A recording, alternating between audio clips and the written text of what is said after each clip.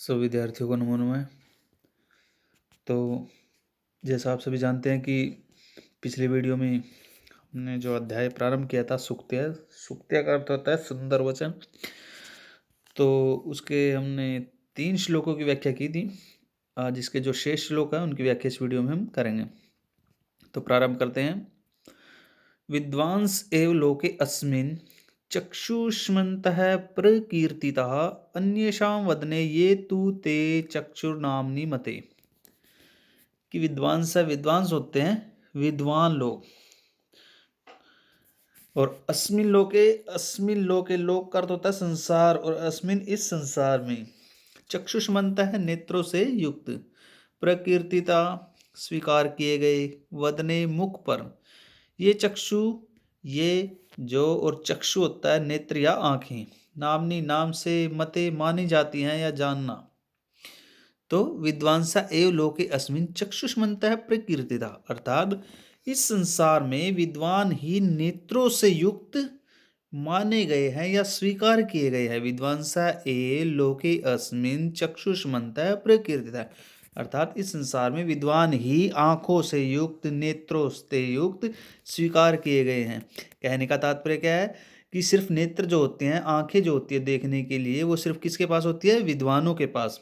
अन्येषां वदने ये तु ते चक्षु नाम्नि, अन्य पुरुषों के मुख पर जो आंखें हैं, जो नेत्र हैं, वो केवल नाम की ही आंखें मानी गई हैं। कहने का क्या अभिप्राय है कि आंखों का काम अच्छी या बुरी चीजों को देखना है। विद्वान अपने शास्त्र ज्ञान से अच्छे बुरे की परख कर लेता है।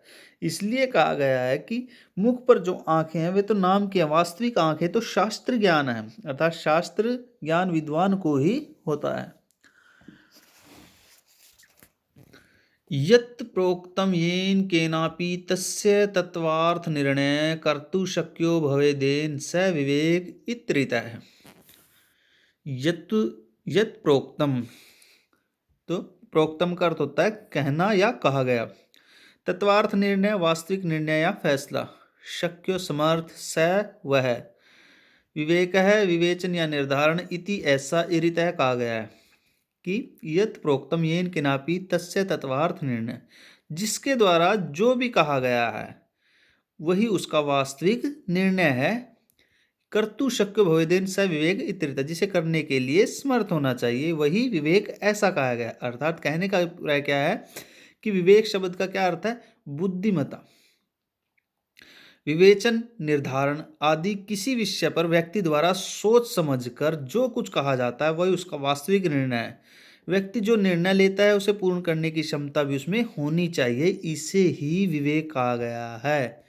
कहने का तात्पर्य यह है कि व्यक्ति जो भी किसी बात का विवेचन करता है, निर्धारण करता है, किसी बात को धारण करता है, उसको उसी बात को पूरा करने का जो निर्णय लेता है, अर्थात उसे पूरा करने की क्षमता भी उसके अंदर होनी चाहिए। यही इसे ही विवेक कहा गया है, इसे ही बुद्धिमता कहा गया है। वाक्पटु धैर्यवान मंत्री सभायाम अप्यकात्रः स केनापि प्रकारेण परेण परिभूयते। वाक्पटु धैर्यवान, वाक्पटु धैर्यवान होता है बोलने में निपुण या धैर्य को धारण करने वाला।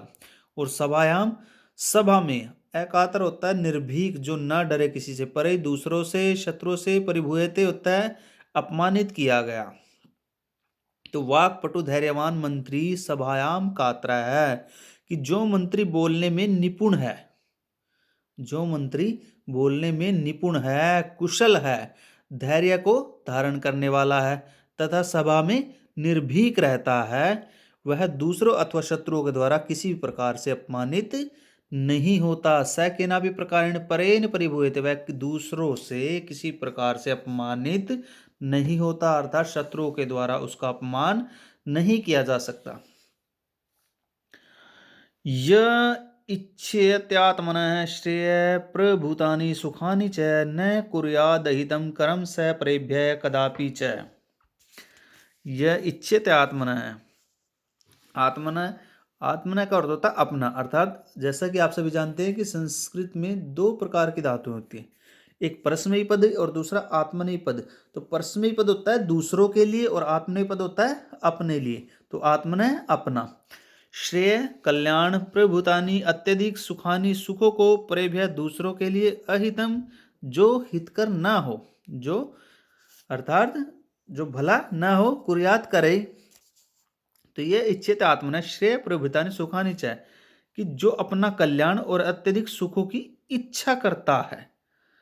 न कुर्यात अहितम कर्म स प्रेभ्य कदापि च, वह दूसरों के अहित अथवा भलाई से रहित कर्म को कभी ना करे।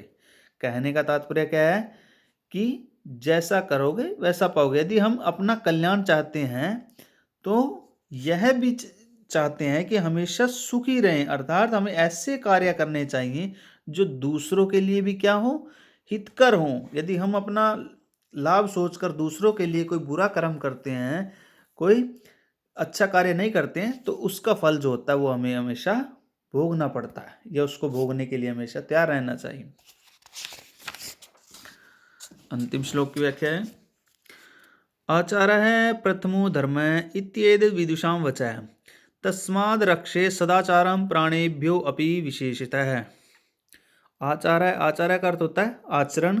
विदुषां विद्वानों का, तस्माद इसलिए, विशेषतः विशेष रूप से, रक्षित रक्षा करनी चाहिए।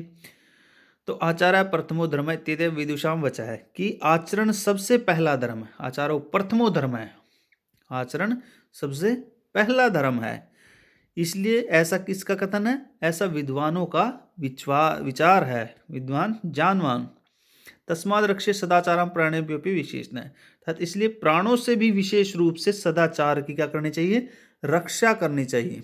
कहने का क्या अभिप्राय है कि सभी शास्त्रों में आचरण की श्रेष्ठता पर बल दिया गया है।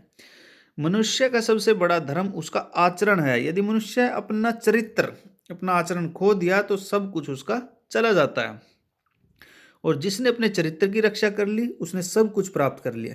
इसलिए हमें अपना आचरण ठीक रखना चाहिए। अपने आचरण की रक्षा करने के लिए यदि मृत्यु भी आ जाए तो इसके लिए हमेशा तैयार या तत्पर रहना चाहिए। तो ये हमारा अध्याय था सूक्त्य, जिसके श्लोक की व्याख्या आज हमने इस वीडियो में संपूर्ण किया। तो सभी विद्यार्थी इसमें से इन श्लोकों को कंठस्थ भी याद करेंगे और इसकी व्याख्या जो है वो अपनी कॉपी पर लिखेंगे। धन्यवाद।